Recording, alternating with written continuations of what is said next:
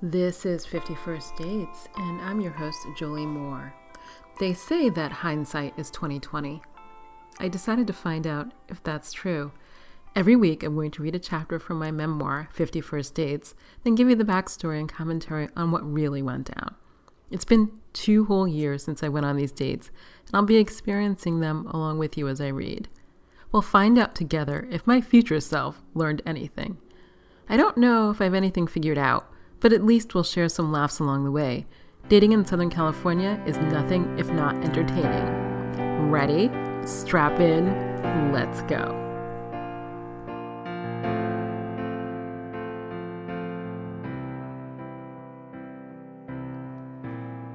Hi, this is Jolie Moore. Welcome to episode 25 of 51st Dates, the podcast. I am recording this, actually it's on a Friday evening, not the usual Sunday. I don't know what I'll be doing Sunday, but I think I'm recording now because I am just a little bit disappointed in myself. I can't even with this. So, I was talking to my therapist last week, the week before, I don't know, the weeks all run together.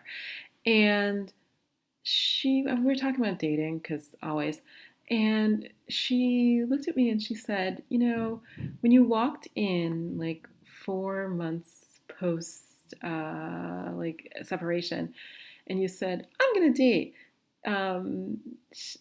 she has no poker face. She said that she was surprised. And so I didn't ask why she was surprised, and actually I'm going to ask that this week.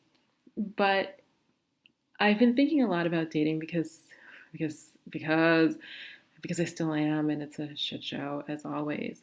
Because I have learned nothing. Like, I'm sitting here reading this or doing this podcast, and I've learned a lot. That's actually not true. I've learned quite a bit.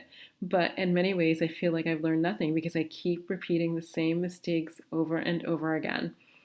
And when I was just driving around, I dropped my son off at his dad's house.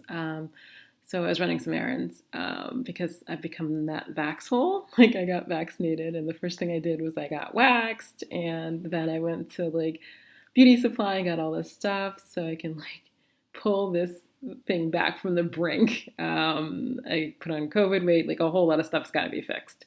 But not that there's anything wrong, but I would just like to be different. I'd like to be more like I was pre-pandemic. So one of the things that I was thinking about while I was driving, because the traffic is back in LA, man, I think I probably spent an hour and a half in my car today, and maybe an hour of it alone. Anyway, one of the things I was thinking about is I might need to take a hiatus from dating, because I keep saying I'm going to take a hiatus, but I honestly really haven't. I've been thinking about it. So I'm always really judgmental of these guys who just hop from woman to woman to woman. And I'm like, can't you be alone? Why can't you spend any time alone? And, when you start judging people, it's usually time to look at your own stuff. And I was thinking about it. So the longest I can remember being single was the last 2 years of college. I did not date anybody those 2 years. That's it. I had a boyfriend in high school. I had one in college. Then I had a horrible breakup. Then I took 2 years off. And then I had a boyfriend in graduate school. Then I had the second one. Then I married him. And then apparently 4 months after separation, I started dating. And then it was a classic car guy. And then it was, I don't even know. I lost track of time. Isn't it horrible? But whoever's in this book. And I stopped dating. I broke up with somebody in September of 2020. September 11th, actually, I think, or 10th or 11th. I can't remember, one of those 2 days. It took 2 days because he was not hearing it the first time, and he thought he could convince me not to do it. So then I had to do it a second time. And that was not a joy, by the way. So it was September, and I looked up. So I did not see any guys between September and February. This is not a long time. I mean, we're talking October, November, December, and January. So what, 4.5 months? That's how long I made it. And I'm back in a situation that is not great. I was talking to this guy this morning, um, and I was like, oh my God, I'm back in another not great situation. And I can't even, like, I know I shouldn't have done it, but it was February, and a lot of people were like, well, if you're lonely and it's COVID and, you should like have some fun and it's not too serious or whatever. Um, and I was like, okay, I'll just like do this casual thing with this guy. And then he was being weird and like, what another podcaster calls schmoopy schmoopy. Like, I want this and I want that. And I was like, okay, maybe we can do this. And then like this morning he was back to being a dick. And I was like, oh my God, here we are. I'm standing here outside. I had to give him his car keys to his car because he parked it here while he was on location.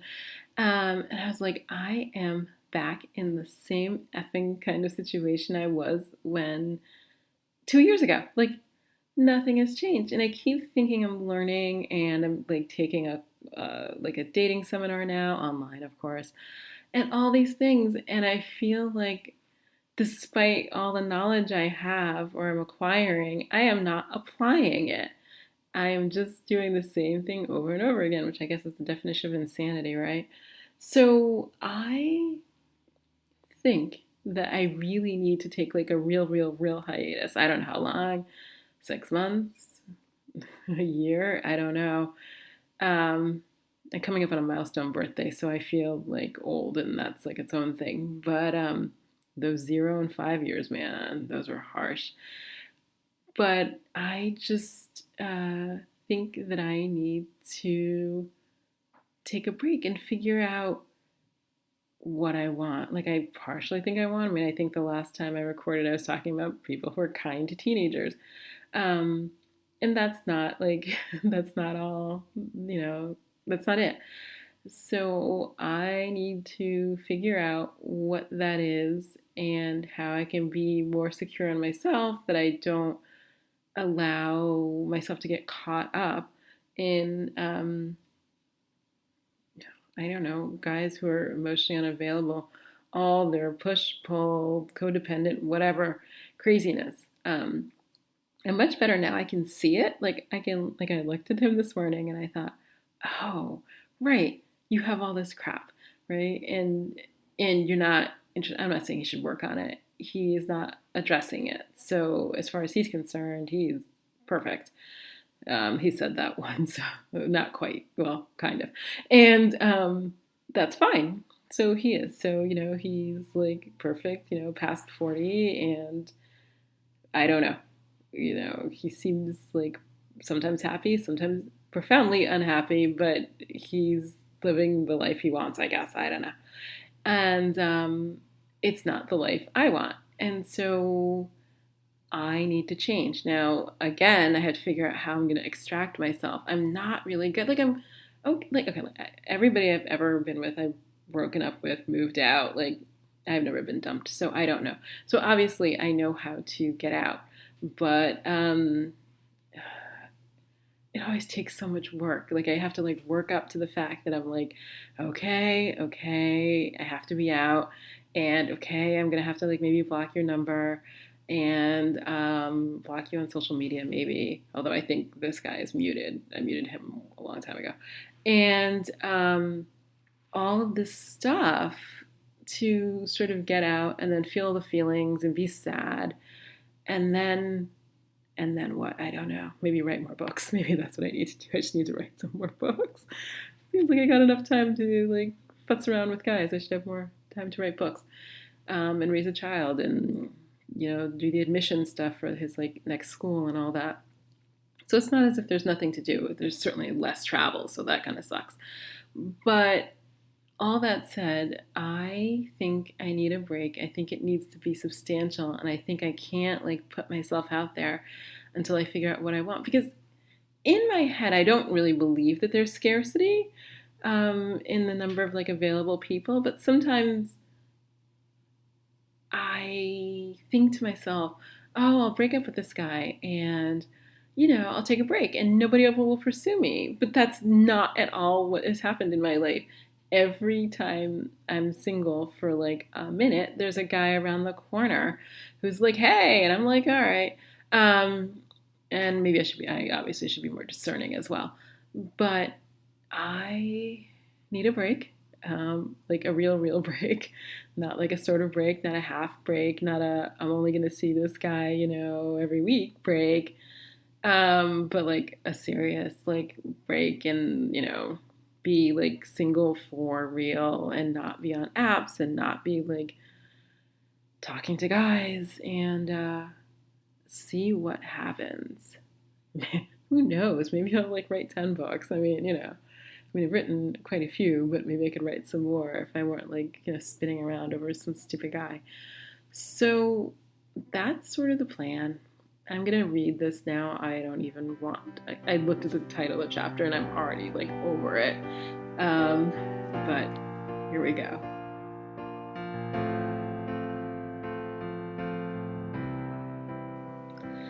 Chapter 24. Thunderbolt turns up again. May 19. What are you looking for in a relationship? I was looking straight at Thunderbolt as I asked this question. He cocked his head and looked at me funny. This was the first time he'd ever sat on my couch. I'm going to be honest, the couch is legendary. Everyone who comes to my apartment comments on it. Friends have fantasized about all-girl sleepovers we could have on the couch. Up until now, I'd entertained Thunderbolt in my kitchen. We'd have water or wine, kiss, talk for an hour or 3, then eventually get to the bedroom. Today, he asked for permission to sit on the couch. I acquiesced. I'm asking because people keep asking me, and I have no idea what in the hell to answer, I continued.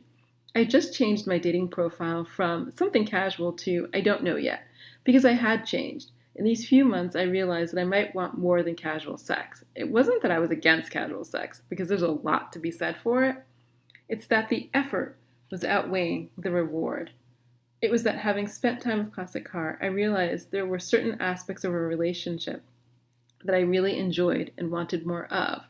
Someone thinking of me morning and night and checking in to see how I was, someone who remembered little things about me, someone who enjoyed being with me, someone who held my hand in public and didn't walk a quarter mile in front of me like I had a disease they needed to be quarantined from. I want to find someone who's funny, enjoys sex, and is independent, Thunderbolt answered after a long pause. How will you know? I asked. My armchair observation was that he'd probably encountered that woman a million times, but had walked right by her while he was waiting for the heavens to open up and give him a sign. I didn't share that, though. He'd have to pay his own therapist for that one. I know what I won't, he answered cryptically. What do you mean? A couple of months ago, I met this girl I liked. We went on a couple of dates. Then one day she texted me in the middle of the afternoon. The middle of the afternoon didn't seem like a crime against humanity. I was enjoying my middle of the afternoon texts, but this made me curious. So, I prompted. So, she was completely blitzed. She wanted me to come over to her house, and who knows what, but she was nearly blackout drunk in the middle of the day. I told her that I wasn't coming over because I was working. She'd have to wait until later when I was done working. That was the last time I talked to her. I'm not sure what I was expecting, but that wasn't it. Blackout drunk during the middle of the day would certainly be a deal breaker for me, and probably most sane people. I didn't have a comeback for that one. Couldn't defend that woman who sounded like she might be a mess. Nothing like the 27-year-old virgin of a few weeks ago that he decided not to deflower. That virgin, I think, may have appreciated the effort. Speaking of relationships, how's yours? He asked, his gaze intent. And we're back, I said with a flourish of my hand, what I hoped was a heavy dose of frustration in my voice. Suffice it to say, it's crazy. Do you want kids? I asked, turning the focus back on him. I had friends. I had a therapist. I did not need to download my issues with Classic Car Guy during our time together. There was enough all that already with my girlfriends. I think I spent more hours talking about him than to him. If I met this perfect woman, and it's part of the package, then I'd do it. It took all the self-restraint I'd built up over my long life not to cough or comment on his use of the word perfect. If he'd said perfect for me, that would have been acceptable, but there was no perfect woman. Woe to this one. If I were a betting woman, I'd have wagered on the side of him not finding her, ever. How do you like the drink? He pointed to the white and pink can of what I thought to be flavored seltzer in his hand. He was odd that way, bringing over random drinks of the alcoholic and non-alcoholic variety. I'd opened it and taken a few sips, but caught up in blackout drunken tales and the laser focus on the word perfect, I hadn't been paying attention to what I'd been putting in my mouth. Is it grapefruit? Taste it, you tell me. I took a sip, realized I'd brushed my teeth, and adjusted for that. It is. You said you like grapefruit and seltzer, so I bought it for you. That descended into a discussion of La Croix, which is the most popular thing in Los Angeles right now after Teslas and trying to get a show on Netflix. I don't know how long we spent gabbing about his work and mine, and of course his documentary. It was only when he took the can from my hand and kissed me that I realized I was probably way too passive. Despite all my texting and summoning him, he was always had to make the first move. It was the opposite of how it was with Classic Car Guy. After those first dates, I felt like I was nearly always all over him, but this moment wasn't a time for comparison. Instead, I let Thunderbolt undress me and lead me to my bedroom. There may have been no future, and maybe not anything to our relationship, for goodness sakes, the sex was good. It was better every single time. I was gaining a deep appreciation for a guy who tried hard and succeeded, and pleasing me and was always on time.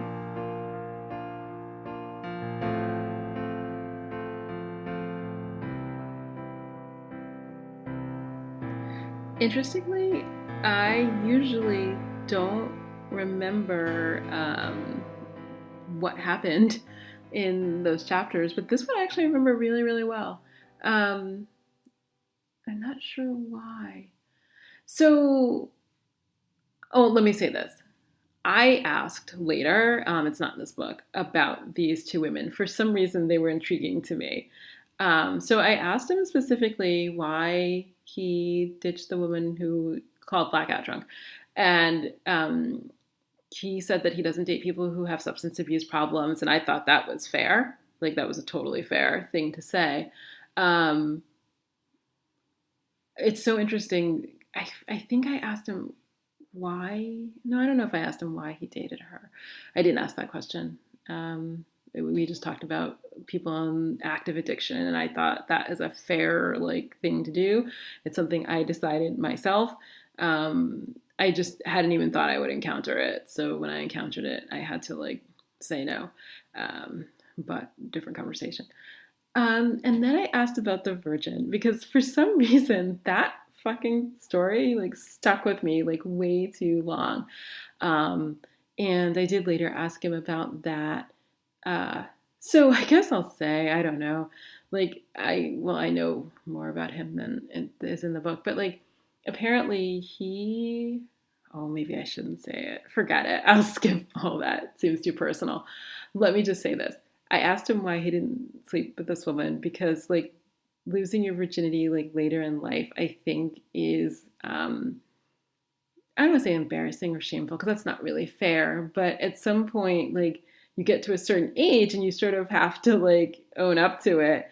And it feels like kind of a burden to, offload. And so I did ask him why he didn't sleep with her. And he had two answers.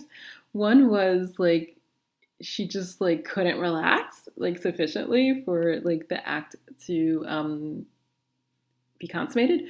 But on the other hand, he said when he was with her that he really thought about it and she seemed so serious that he was worried that it was going to mean more to her than it would to him.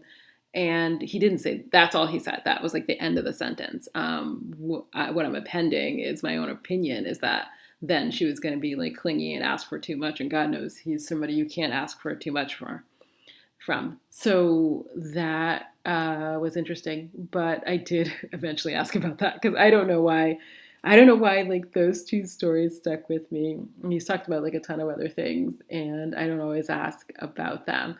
But these two I did ask about later because the curiosity just got the better of me. I just wanted to know because I'm nosy. And also I said to my son a few weeks or months ago, we were talking about, people come in and out of your life. And I was telling him that lots of people by my age have come in and out of my life, and often you don't get to know how their story ends. I mean, beside death, but you don't get to know what happens to them in life. I mean, I know there's Facebook, but I'm not friends with a ton of people from high school and college. But so I don't know what happened to tons of people. I think I looked up people like, I don't know, when Facebook was popular like 10 years ago, and I haven't really thought about it since. And he was really sort of sad, and he was like, so there's people I know now who I'm really good friends with, and then one day I just won't know what happened to them. And I was like, yeah, one day they'll just fade out of your life, and you'll have fond memories, but you won't know what happened to them. I say all this because, well, as a storyteller, like obviously you write books and you get to know what happens to people until the story ends. But I don't know, I just got curious. I just got curious and I wanted to know like the whys. So I have a policy of not asking why. Actually, previously it was what? Like why people do what they do. I don't know, people do what they're going to do. People don't do what they don't want to do. And I got that. And the why is up to them. It's a mystery. It is what it is. But I stopped asking why. Like anytime anybody does anything, I no longer ask why because it doesn't really matter. I usually ask what. But I think I've amended that lately to ask what now. Like if somebody does something, the why doesn't matter. It's like the what is what am I going to do about it? The what is what's happening. The what is what I feel. And the what now is, what to do about it in the future. And that's sort of where I am. No more why. God, I think I spent all of my 20s, why? And now, not the least bit interested. So, I don't know. I don't know. It's going to be hopefully like a good summer. Like most of the people I know, actually, I think like maybe 90% of the people I know are vaccinated. I mean, I don't know, the theaters have gone bankrupt. The restaurants around here have gone bankrupt. My favorite nail salon has gone bankrupt. So, but I'm really hopeful that either A, I can travel for the summer, or in the alternative, actually, there is no alternative. I want to travel. So the only question is whether I can travel internationally, or whether or not I'm going to rent a cabin somewhere and hang out for like 6 weeks, 8 weeks with my kid. I guess it's just a matter of where. It's certainly no longer a matter of what. No offense to LA, but I gotta get out. I gotta venture past this 25-mile radius and see something different. It's the longest time I've ever been here in Los Angeles at a single time. And while a delightful city, not so much right now. So now we have traffic and nothing open. It's crazy. So that's it for now. I will get back to you on how that single thing goes as soon as I am single. Soon enough. Soon enough.